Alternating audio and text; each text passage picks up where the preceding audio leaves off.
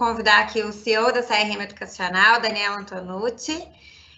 Vou só desligar a minha câmera para ele aparecer aqui, tá, pessoal? Só um minutinho. Pronto, ó, já está aqui aparecendo. Daniel, bem-vindo. Bom dia, você me ouve? Bom dia, sim, tudo certo.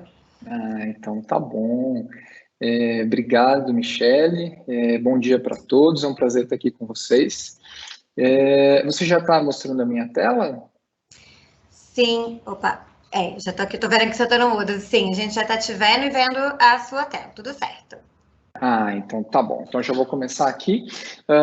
Antes de mais nada, só reforçar a programação das palestras abertas ao público, né? O CRM Maker Summit, ele é um evento que a gente faz com palestras abertas a todo o público e também com algumas palestras e treinamentos exclusivos para clientes da CRM Educacional. Essas são as palestras abertas, então hoje a que eu vou fazer para vocês daqui a pouco, depois de amanhã tem uma do Rodrigo Capelato do Semestre, falando sobre indicadores de mercado. No dia 27, Leandro Ruvieri da Microsoft vai falar um pouco sobre como potencializar os processos educacionais por meio da plataforma Azure. No dia 29, o Felipe vai falar sobre atração de leads. No dia 4 de maio, a Carolina Varela da Zenvia vai falar um pouquinho sobre como conseguir mais alunos para o ensino básico usando o WhatsApp. No dia 6 de maio, o Augusto Guimarães, da CRM, vai falar sobre relacionamento com o cliente por meio de plataformas digitais.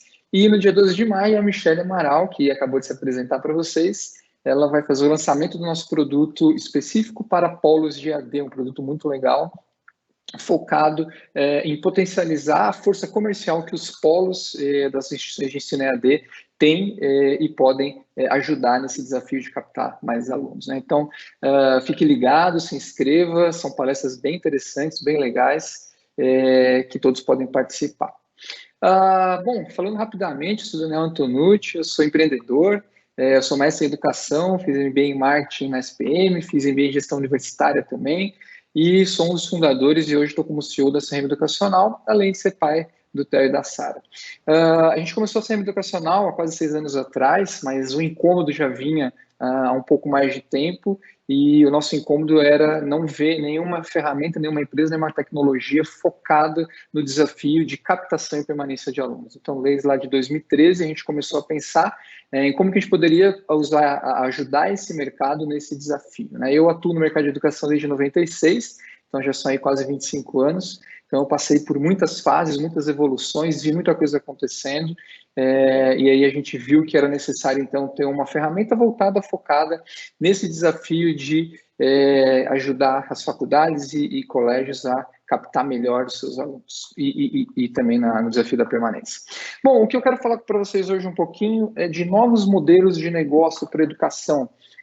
A gente está passando por um momento de muita mudança com tudo que está acontecendo no mundo, né? E eu quis trazer aqui uma reflexão sobre como que a gente pode adaptar as nossas faculdades, as nossas universidades, para todos esses desafios, para essa mudança de comportamento, para essa mudança de processo educacional e mudanças de modelo de negócio, né? Então, é uma discussão que eu quero trazer um pouco com vocês, para que a gente possa refletir e repensar o futuro dos nossos negócios, né? O futuro das nossas instituições de ensino no papel de formação e de educação das pessoas. Para a gente começar, eu quero falar um pouco de contexto, né? Eu queria voltar aqui um pouquinho para 2020, então, se a gente pegar lá no início de 2020, janeiro, fevereiro, início de março, a gente tinha um ano que parecia ser muito promissor, né? Um ano de crescimento, um ano de investimentos, né? E aí, de repente, a gente tem, né, a notícia da pandemia e do isolamento social, que nos impactou profundamente, impactou todos nós, mas de sobremaneira o mercado de educação. E os reflexos no mercado de educação, eles foram, obviamente, a diminuição da captação. A captação de meio de ano do ano passado foi uma captação muito difícil. Depois a gente teve o aumento da evasão, muita gente com dificuldade de acompanhar o curso, dificuldade de se adaptar ao ensino remoto, ou até também impactado pelo desemprego, pela crise econômica. Aumento da inadimplência também pelo mesmo motivo de crise econômica, né? Depois a gente teve o adiamento do Enem já no final do ano, que todo mundo esperava o Enem lá para outubro, novembro, e aí o resultado seria em janeiro, de repente o Enem foi adiado, também impactando na nossa captação, e uma queda de 30% no ingresso de novos alunos, né? Eu digo quase falando em média, né? Mas a gente teve instituição que teve 40%, outros que tiveram 20%, mas uma média de 30% pelo que a gente pôde observar nos principais indicadores. Então, 2020 foi um ano muito difícil, a gente acompanhou de perto todos os nossos clientes, então a gente sabe o quanto que eles trabalharam e se desdobraram para conseguir manter a roda girando, para conseguir manter o processo educacional acontecendo e para conseguir manter o processo de captação também rodando, né? E aí veio 2021, então todo mundo muito esperançoso, né? Falando, não, agora vai, agora diminuiu né, as taxas de infecção e morte pelo Covid e tal, e aí vem o Ano Novo, vem o Carnaval e a gente tem de novo a mesma situação bem difícil, né? A continuidade do isolamento social, a vacina avançando não tão rápido quanto a gente gostaria, ensino básico abre e fecha, ensino superior nem teve praticamente retorno, todo mundo continuando no ensino remoto emergencial, e o impacto que 38% dos alunos dizendo que vão adiar o ingresso para 2021/2, 13% dos alunos estão dizendo que vão adiar o ingresso para 2022, né? Então, de novo, um ano muito difícil, um ano de bastante desafio. E 46% dos alunos que pretendem ingressar em 2021 preferem o EAD, em relação a 33% que preferem o presencial, né? Então, muitas pressões ainda acontecendo, um ano de bastante dificuldade ainda, que nos coloca diversos desafios que a gente tem que continuar enfrentando para a gente continuar captando, crescendo e retendo os nossos alunos.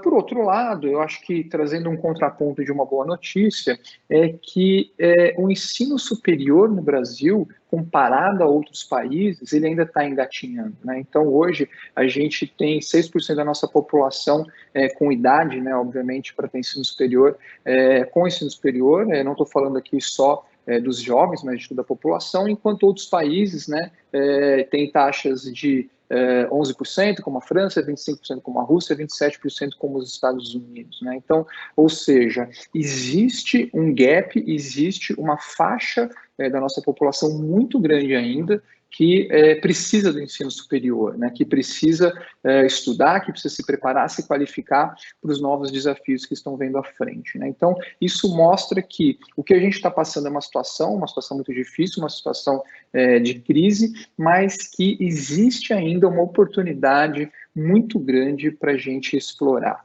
né? E o que esse futuro desses apenas 6% que a gente pode crescer nos espera, né? Então é aqui que eu começo a trazer algumas reflexões para que a gente possa pensar em como se adaptar para esse futuro, para essa nova realidade, né? Então, a primeira coisa que eu queria trazer, eu fui atrás de uma pesquisa do World Economic Forum, é uma pesquisa sobre o futuro do trabalho, é uma pesquisa super recente de 2020, falando de tecnologias que provavelmente serão adotadas até 2025, né? Então, ali falando lá de cima, Cloud Computing, Big Data Analytics, Internet of Things, então, bastante coisa voltada à tecnologia, então, encriptação e cibersegurança, inteligência artificial, e-commerce e negociações digitais, robotização, não humanoides, realidade virtual e aumentada, uma série de tecnologias que elas vão ser adotadas pelas empresas, pelas indústrias, pelo comércio nos próximos anos, né? E aqui, então, é a primeira reflexão que a gente tem que fazer. O quanto que os nossos cursos, as nossas faculdades, as nossas universidades estão preparando os profissionais para esses trabalhos do futuro, para essas tecnologias que vão ser adotadas no futuro, né? Então, porque muitas vezes a gente reclama da falta de alunos, mas a gente também tem que olhar para os nossos produtos, para aquilo que a gente está entregando para o mercado, para aquilo que a gente está preparando os nossos futuros alunos, os futuros profissionais do mercado de trabalho, né? Então, essa pesquisa é aberta, vocês podem baixar. Ela fala bastante sobre essas tecnologias que vão ser adotadas. Mas essa pesquisa, ela fala também sobre as profissões que estão tendo aumento de demanda e redução de demanda, né? E, de novo, bastante coisa voltada à tecnologia, mas não só tecnologia, que está em crescimento, né? Então, cientista de dados, analista de dados, né? Profissionais que trabalham com inteligência artificial e aprendizagem de máquina, Big Data. Olha só que interessante, né? A gente trabalha muito com profissionais de marketing, então Digital Marketing and Strategy Specialists, ou seja, pessoas com foco em estratégia de crescimento de negócio e marketing digital, automação de processos, desenvolvimento de negócio, que nada mais é do que a área de vendas, né? Crescimento de mercado, transformação digital. Ano passado, a minha palestra de abertura do CR Maker Summit foi sobre transformação digital na educação. Então, é um assunto que vai ser muito falado ainda. Enfim, outras demandas que estão crescendo para a profissão, né? E, por outro lado, do lado direito, profissões que estão diminuindo a demanda, né? Muitas vezes, essa diminuição da demanda, ela está focada em automação, né? Então, quando eu tenho tecnologia fazendo o que antes pessoas faziam, a demanda por esse tipo de profissão diminui, né? Então, pegando alguns exemplos aqui, contabilidade, né? Auditoria, trabalhadores de fábrica. Por quê? Porque são algumas profissões que a automação de processos, a robotização já começa, de alguma maneira, a substituir, né? Então, de novo, a reflexão que a gente faz aqui é como que nós estamos nos adaptando, como nós estamos adaptando a nossa instituição de ensino, os nossos cursos, os nossos produtos, os nossos currículos para esse futuro, né? Para essas demandas futuras que estão sendo previstas aqui, né? E, na verdade, muitas dessas a gente já vê acontecendo, né? A gente está na área de tecnologia, a Educação é uma empresa de software de tecnologia, a gente sabe o quanto que está difícil para conseguir um cientista de dados, quanto que está difícil para conseguir um engenheiro de software, né? Ou seja, o quanto que esse profissional está requisitado e está disputado no mercado e quanto que tem a falta desse profissional, né? Então, a gente precisa mais rapidamente preparar essas pessoas aqui que estão no lado esquerdo da nossa coluna, para que a gente não tenha um apagão de mão de obra no futuro, né? E a universidade, a faculdade, ela tem um papel fundamental nessa formação desse profissional do futuro. E aqui também fala um pouquinho sobre as principais habilidades, né?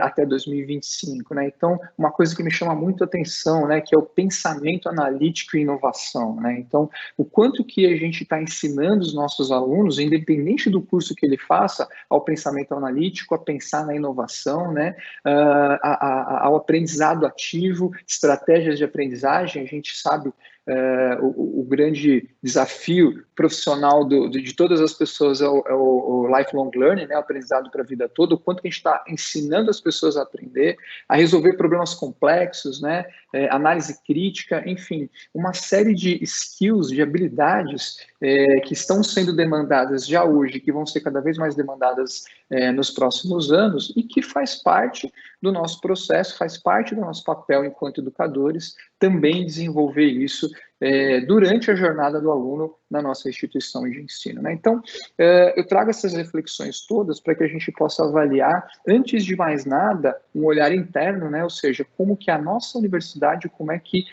a nossa faculdade, os nossos cursos estão preparados para atender essas demandas tecnológicas de novas profissões e de habilidades para o futuro, né? Então, essa que é a minha primeira chamada para reflexão. E aqui também, ainda nessa mesma pesquisa, as empresas elas relataram quais são as principais barreiras percebidas para a adoção de novas tecnologias. Então, aquelas novas tecnologias que estão sendo previstas, elas têm uma série de barreiras para serem adotadas. E o que me chama a atenção é a primeira e a terceira, né? Que são os gaps de conhecimento no mercado local e os gaps de conhecimento ou de habilidades na camada de liderança das organizações, né? Então, a gente vê que, de novo, o papel da educação, ele é fundamental, primordial na formação de mão de obra técnica para aquelas pessoas que vão executar as novas tecnologias, mas também na formação de lideranças, né, de pessoas que vão comandar, gerenciar, liderar essas transformações, essas novas tecnologias, né? Então, as empresas estão falando claramente, olha, falta habilidade, conhecimento, falta gente formada para ajudar na adoção dessas novas tecnologias e, de novo, então, o papel das instituições que promovem educação. E aí eu trouxe também um outro estudo, esse é um estudo do Gartner, é um estudo super recente, saiu agora em janeiro de 2021, que fala Top Technologies Trends Impacting Higher Education, ou seja, quais são as principais tecnologias que vão impactar a educação superior em 2021, né? Essas todas que estão aí, elas foram separadas em 4 quadrantes, né? Student Experience, Sustainability, Scaling the Change e New Normal, né? O New Normal muito focado a tudo que aconteceu depois da pandemia e do isolamento social. Todas essas são importantes, têm impactos, né? E a gente precisa estar atentos. E aí eu vou trazer algumas que chamaram a atenção para esse contexto que a gente está vivendo. Então, a primeira dela, Virtual Experiences, ou seja, a experiência, a jornada, ela passa a ser, então, muito voltada ao contexto virtual, por causa de tudo que a gente está vivendo, mas também por causa do público que a gente atende, que é um público geração Z, alfa, millennials, não importa, um público muito acostumado a lidar com tudo de forma virtual, inclusive com a aprendizagem, né? Cross Life Cycle CRM, ou seja, CRM pegando toda a vida do aluno, né? Então, é bem interessante isso, que é exatamente o que a CRM educacional faz, cuidando de todo o ciclo, toda a jornada do aluno, desde que ele é um lead até a matrícula, depois da matrícula até o diploma, com a parte de permanência, né? Então, muito voltado à experiência do aluno.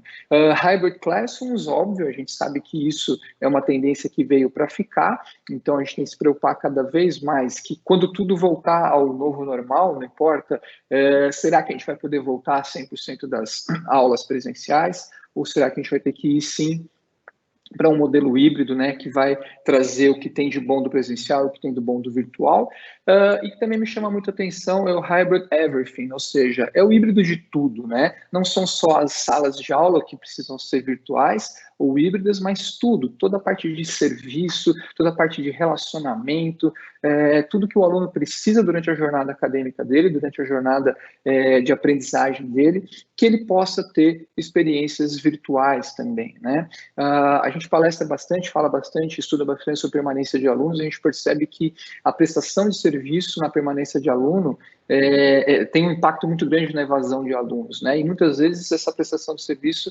ela é ruim porque ela não está virtual, ela não está autosserviço, ela não está simples para o aluno, né? Então, esse hybrid everything é muito importante também para a gente adaptar as nossas instituições de ensino para esse novo normal, esse novo desafio que está vindo, né? E falando um pouquinho mais de Cross Life Cycle CRM, aqui é só uma reflexão de como que a CRM educacional enxerga, né, a jornada do aluno de ensino superior. Então, funil da captação, passando por todas as fases até que ele se transforma em um aluno, e depois vem o funil da permanência, onde ele passa todas as suas fases também até ele se formar e virar um alumni, né, um aluno formado, mas também voltando do fim do funil para o início do funil, para a educação continuada, para que ele possa desenvolver o lifelong learning na própria instituição que ele se formou, né? Ou seja, ele continua estudando, continua se relacionando naquela instituição que ele estava.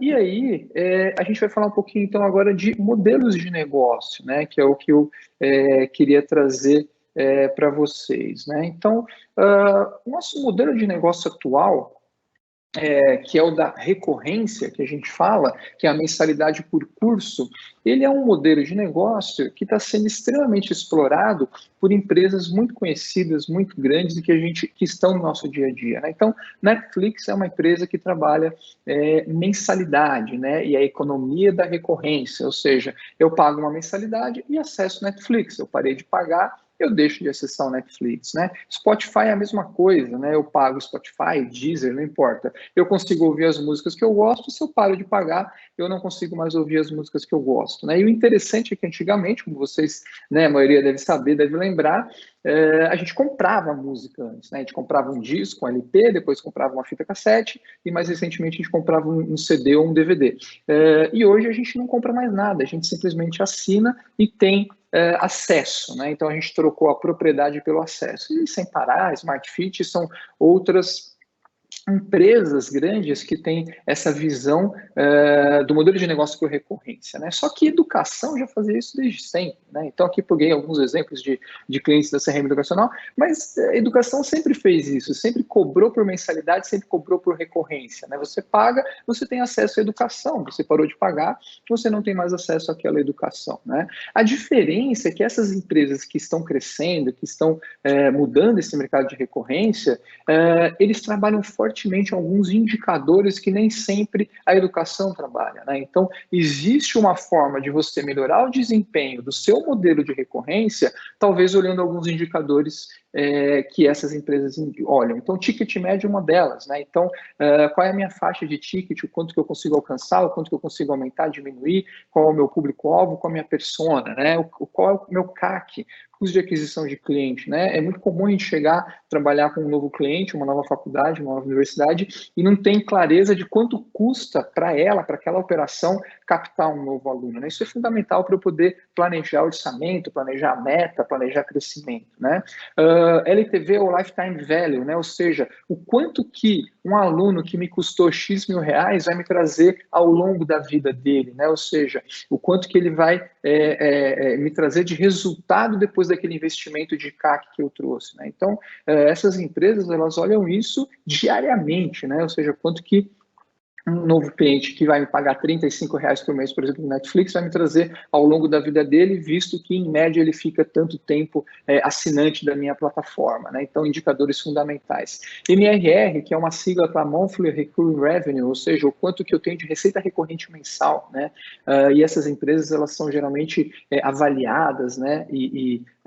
Por esse tipo de métrica, né?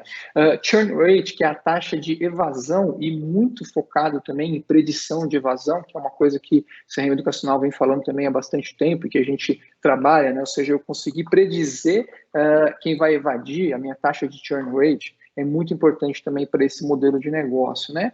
E métricas de satisfação de cliente, pode ser NPS, pode ser CSAT, não importa. O importante é você medir isso, é você saber como que está a satisfação do teu cliente ao longo da jornada dele. No nosso caso, como é que está a satisfação do teu aluno ao longo da jornada dele, né? Porque só assim eu vou poder aprender e melhorar os meus resultados, né? Então, a gente precisa sempre ouvir para a gente poder melhorar e para que a gente possa entregar, então, um retorno para esse grupo de alunos, para essas pessoas que estão trabalhando e estudando com a gente, né? Então, esse é um modelo que a gente está acostumado, né? A gente já cobra por mensalidade, talvez a gente não olhe esses indicadores e faça sentido passar a olhar esses indicadores, né? E o nosso modelo de negócio atual, ele é muito focado em mensalidade, FIES, que a gente sabe que até 2015 era muito bom e depois disso ele acabou não sendo tão abrangente como era. Aí depois veio o financiamento privado, como para valer, Fundacred, entre outros, né? O financiamento próprio, algumas instituições de ensino oferecem o próprio financiamento, os marketplaces, que são os vendedores de bolsa, convênios com empresas, as próprias bolsas de descontos das instituições de ensino, né? Então, esse é o modelo de negócio atual, é um modelo de negócio que eu vejo praticamente todas as faculdades e universidades trabalhando em cima desses parâmetros, né? Se não todos eles, boa parte deles, a maioria das faculdades tem, né? Então, só que esse é um modelo de negócio que, como todo mundo faz muito parecido, em algum momento ele vai se esgotar, né? Então, a gente tem que começar a pensar outras alternativas para eu poder trabalhar o meu negócio, né? E aí, eu fui também buscar um outro estudo, um estudo do Gartner também, que é Education Technology Optimization and Modernization Primer for 2021, ou seja, o que eu tenho de otimização e modernização da educação, da tecnologia para a educação para 2021, né? Também um estudo super recente do Gartner, super interessante, né?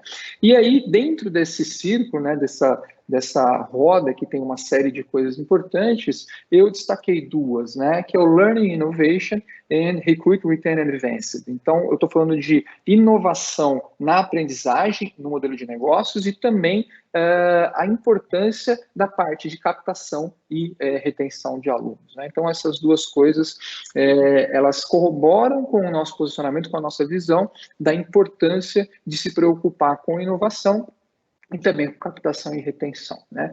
E aí, pegando essa questão da inovação, que eu gostaria de trazer para vocês, então, alguns modelos de negócio que a gente pode pensar para o futuro das nossas instituições de ensino, né? Então, a primeira que eu gostaria de compartilhar com vocês é a mensalidade por portfólio, né? Então, o que é a mensalidade por portfólio? Ela continua sendo um modelo de recorrência, só que ao invés de eu simplesmente vender um curso, eu posso vender um portfólio, um catálogo de cursos que o aluno pode escolher fazer, né? Então, imagina a quantidade de disciplinas que uma universidade ou uma faculdade tem, tanto na graduação quanto na pós-graduação, que poderiam virar peças de um portfólio que o aluno poderia escolher para estudar, né? Então, ele poderia, ao invés de pagar por um curso, ele pagar, então, por acesso a essa gama de disciplinas que vocês têm hoje disponíveis, né? Então,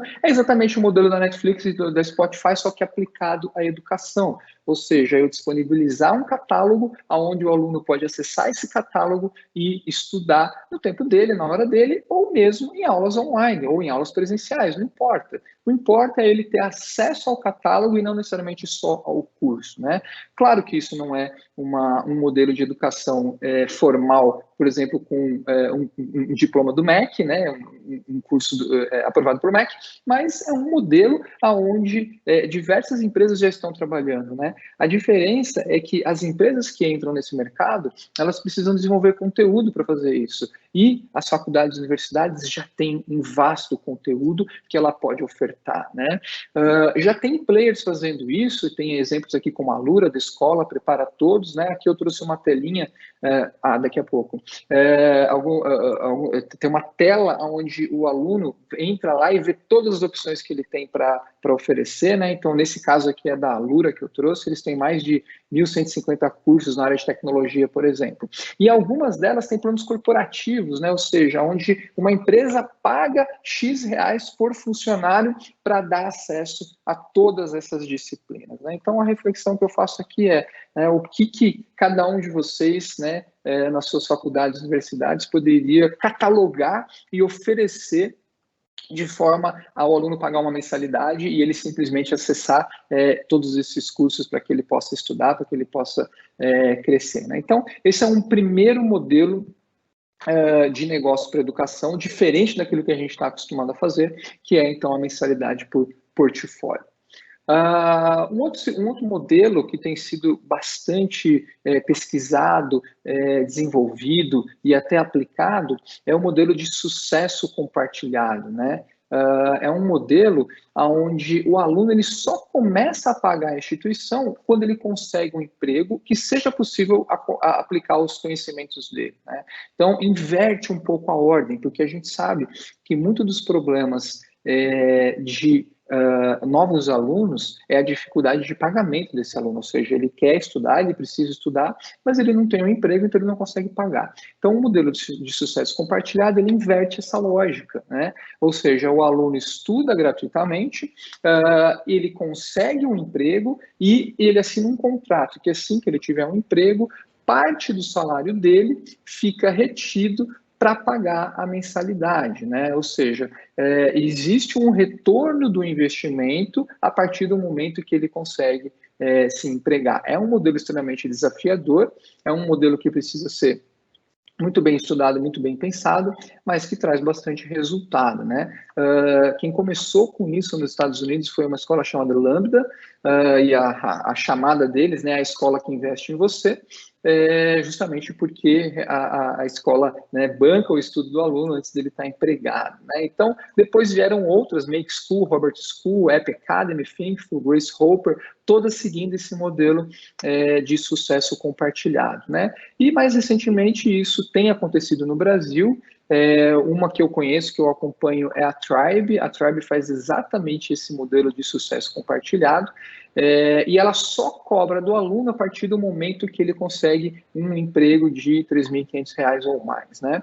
No mercado que ela atua, que é um mercado de tecnologia, a Tribe forma programadores, atingir os R$ 3.500 não é muito difícil, né? O mercado está bastante aquecido, então às vezes uma vaga iniciante já está chegando nesse valor.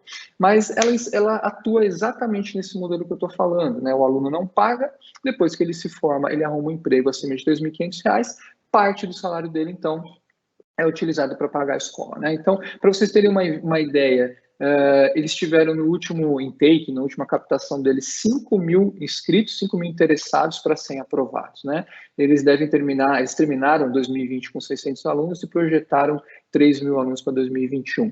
E é um modelo interessante porque, obviamente, que você tem que antecipar toda a sua despesa, né, todo o seu custo, mas a partir do momento que você começa a colocar essas pessoas no mercado de trabalho, o valor começa a voltar para você, né? Ou seja, você começa a ter como financiar as próximas turmas, os próximos alunos, com aquele dinheiro que está começando a voltar, né? E aí você pode montar, obviamente, o retorno desse pagamento de acordo com a sua possibilidade, seu fluxo de caixa. Ele não precisa ficar 4 anos te pagando, né? Ele pode pagar isso em 6 meses, 1 ano, 2 anos, de acordo, obviamente, com o preço do curso também, né? Em geral, pelos estudos que eu fiz, essas escolas, elas cobram até 30% do salário do aluno para bancar o curso que ele tinha feito, né? Então, quanto maior também o ganho dele ao longo da carreira dele, antes dele terminar de pagar, ele vai dando 30% do salário dele para cobrir aquela dívida que ele teve com a escola, até que ele quite aquela dívida, então, e esteja livre para continuar a carreira dele.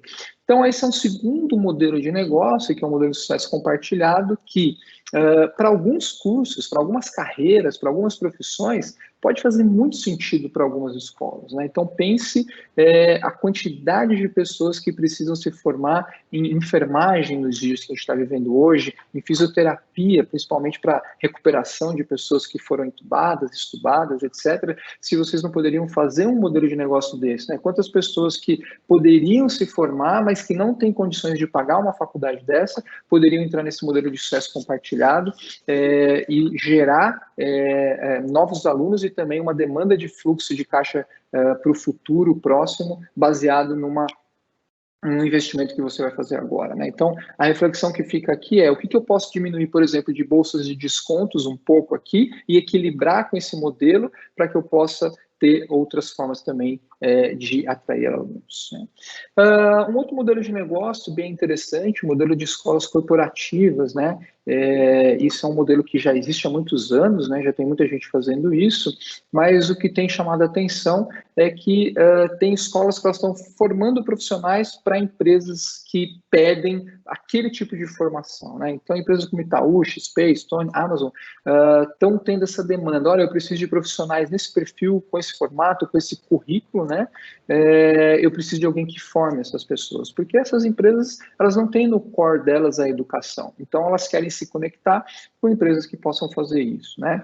Só que quando elas vão para o mercado de ensino superior tradicional, elas encontram cursos tradicionais, elas não querem cursos tradicionais, né? Elas não querem esperar 4 anos para formar o aluno dela, ou elas não querem esperar de repente, pegar só alunos formados e esperar 1 ano e meio de pós-graduação para formar. Elas querem pegar pessoas, não importa qual a graduação que ela já tenha, e formar rapidamente essas pessoas para a necessidade que elas têm, né? Então, o foco do currículo, do curso, ele acaba sendo a necessidade da empresa que está contratando e não necessariamente, né, aquele curso que eu já tenho pronto, né? Então, por que não as nossas faculdades, universidades, não começarem a formar cursos que têm um currículo adaptado à realidade daquela empresa, à necessidade daquela empresa, né?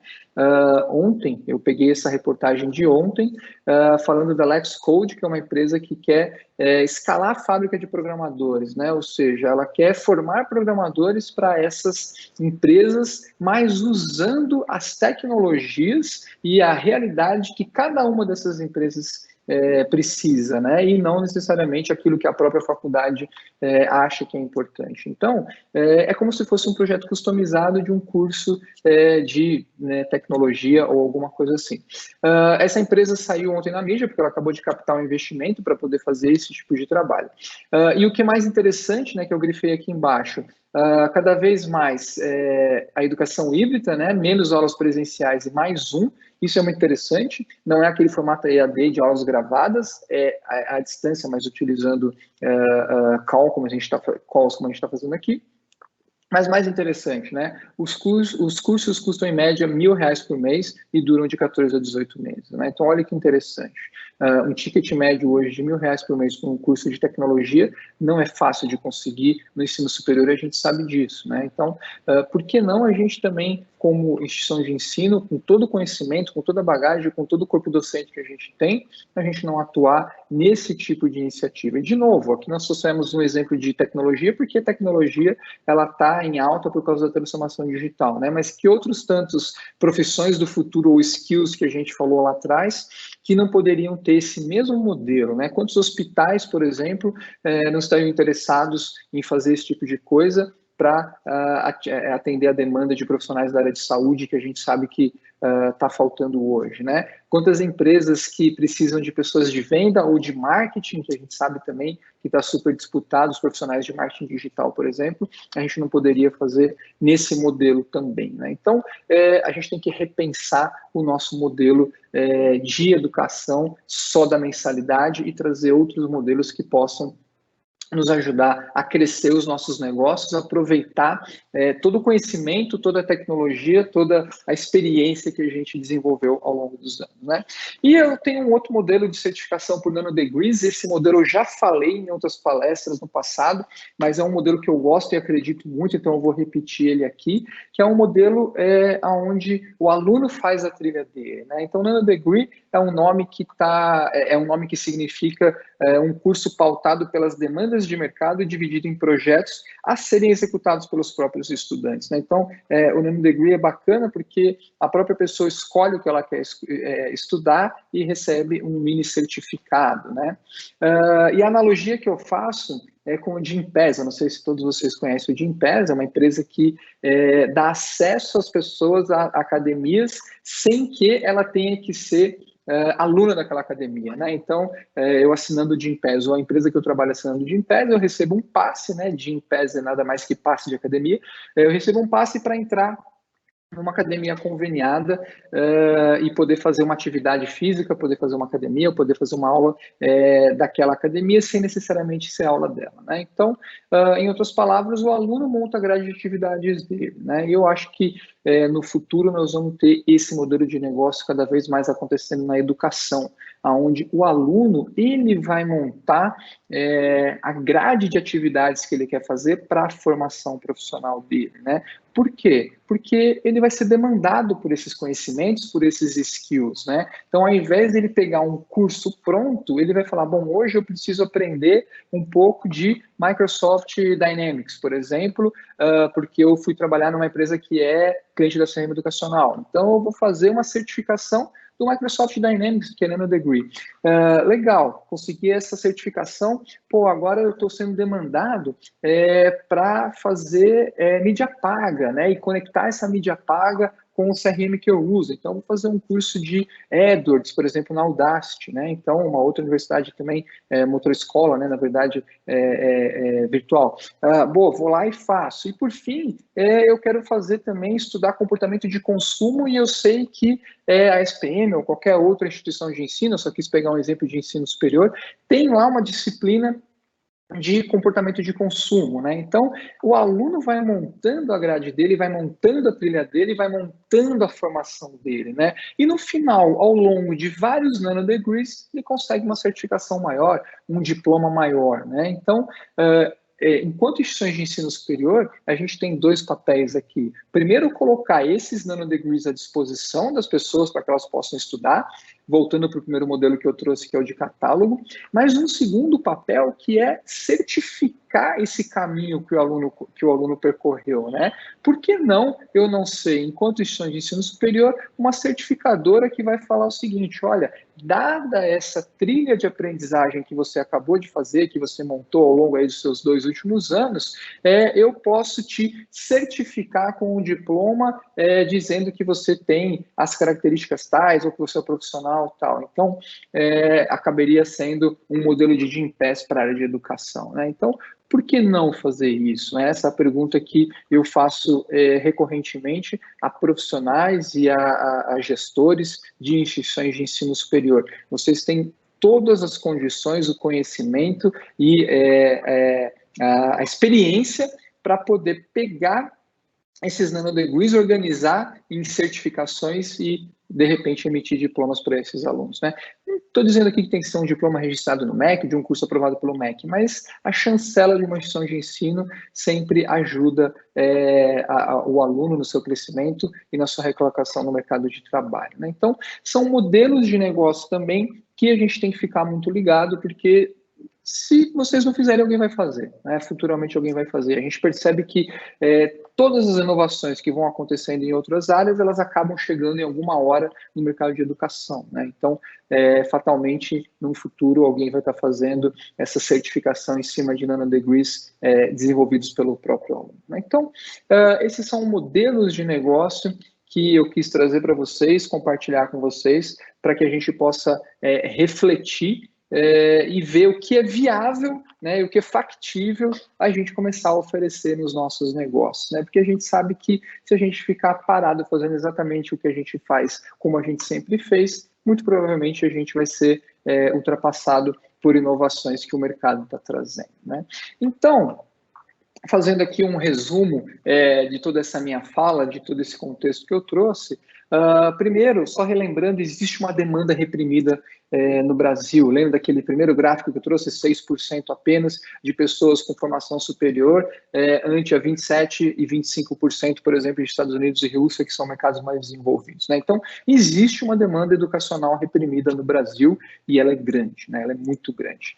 A segunda coisa, as novas profissões, né? Então, eu trouxe lá quais as profissões que estão sendo demandadas, com aumento de demanda para os próximos anos, e quais as profissões também que estão perdendo a procura e perdendo a demanda, né? Então, é um segundo contexto importante, né? Depois, os novos skills, mesmo dentro das profissões, dos cursos, dos currículos atuais que a gente oferece hoje, é importante a gente estar ligado nos novos skills, nas novas habilidades que a gente tem que ensinar aos nossos alunos para que eles continuem relevantes no mercado, para que eles possam se inserir rapidamente no mercado.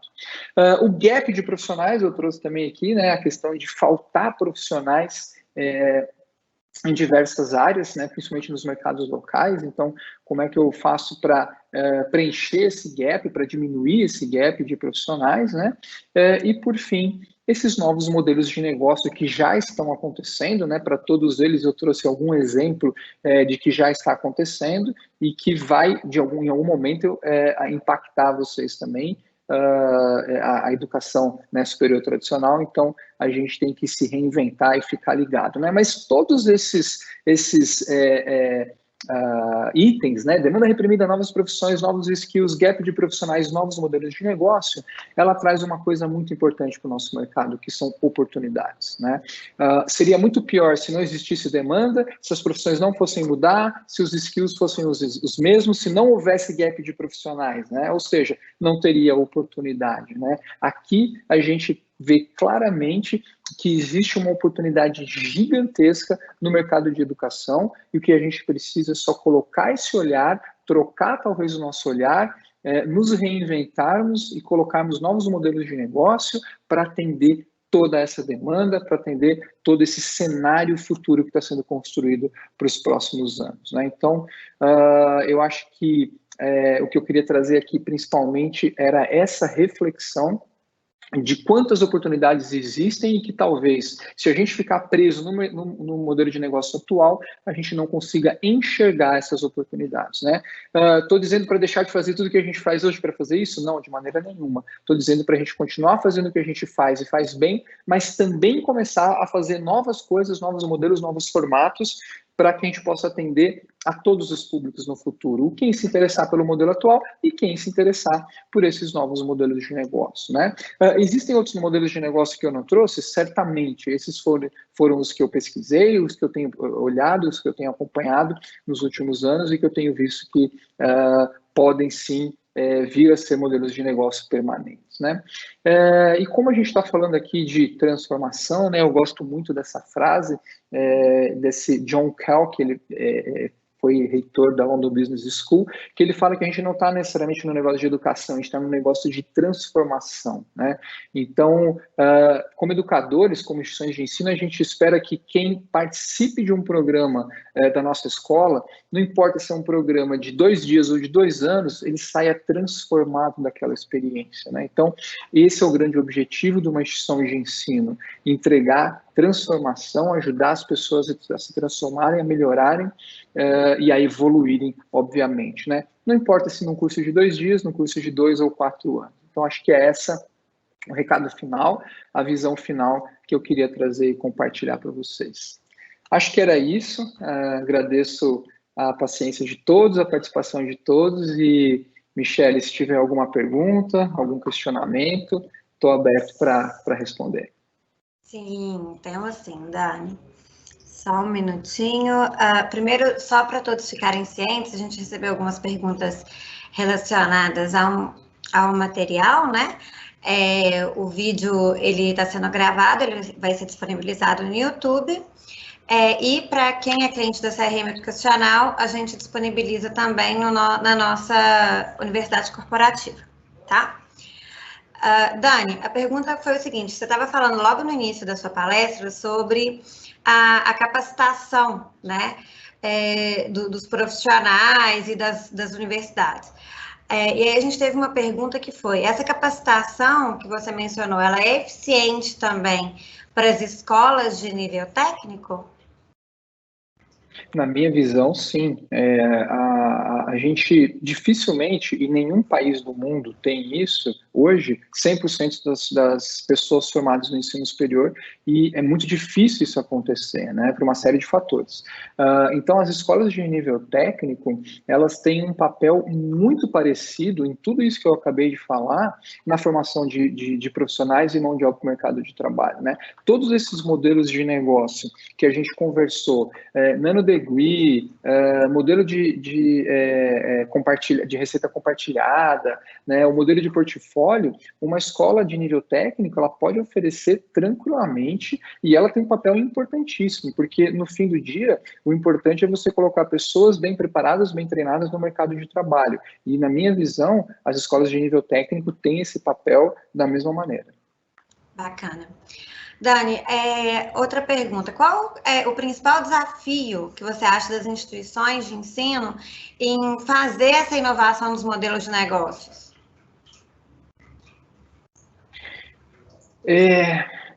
Eu acho que falar em principal, às vezes, é um pouco difícil, porque são vários desafios, né?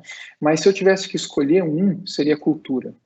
Eu vejo, eu trabalho com educação há 25 anos, eu vejo o quanto é difícil quebrar uma cultura numa organização, principalmente quando é uma organização familiar ou de muito tempo de existência, né? Então, você levar tudo isso que eu falei, todas essas ideias, esses modelos de negócio, essas inovações para uma instituição de ensino tradicional, né, que está lá há muitos anos fazendo daquele jeito, daquela forma, quebrar essa cultura é muito difícil, é muito desafiador, né? Então, eu acho que o grande desafio, o primeiro desafio é quebrar essa cultura de que tem que fazer diferente, alguma coisa diferente do que a gente está fazendo até agora. O restante é estudar e pôr a mão na massa, né, e pesquisar e implementar, né? Mas eu acho que ter esse espaço para fazer a mudança, que parte da mudança da cultura, é o mais desafiador.